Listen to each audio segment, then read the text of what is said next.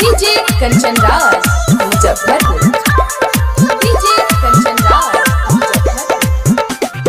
हमारा के छोड़ा लो सोना गोरी रोला का मोर परी। हमारा के आप सुन रहे हैं अपना भोजपुरी नंबर 1 की प्रस्तुति। का मोर परी भातारा के तोरा सुना रे छौड़ी करो ना धरी। भातारा के तोरा सुना रे छौड़ी करो ना धरी।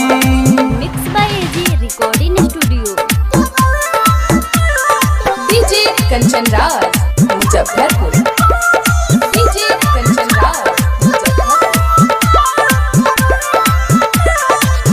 दिलवा से हमारा तू खेला लो खेला हो।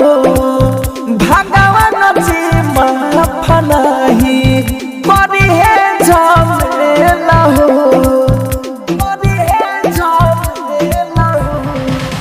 दिलवा से हमारा तू खेला लो खेला हो। भगवान जी माफ नहीं करी है झमेला हो। देखिए ते 10 और 15 दिनावा में गोरिया जाई मरी।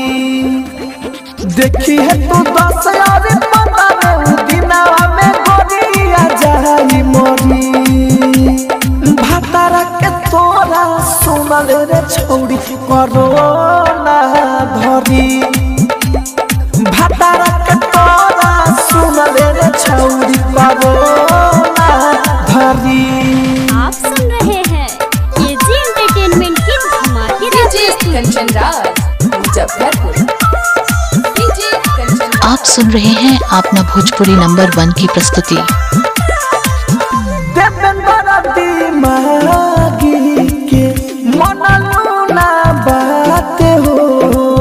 राहुल राजा धानी संगे कर देलू घाते हो। कर देलू घाते हो। देवेंद्र दिमागी के मनलूना बात हो। राहुल राजा धानी संगे कोई देलू घाते हो। बसल तोरे घरावा पहला ला भरावा देखली है उजड़ी। बसल तोरे घरावा पहला ला भरावा देखली है उजड़ी। भातारा के तोरा सुनल रे छौड़ी करो ना धरी। भातारा के तोरा सुनल रे छौड़ी करो ना धरी। आप सुन रहे हैं अपना भोजपुरी नंबर 1 की प्रस्तुति।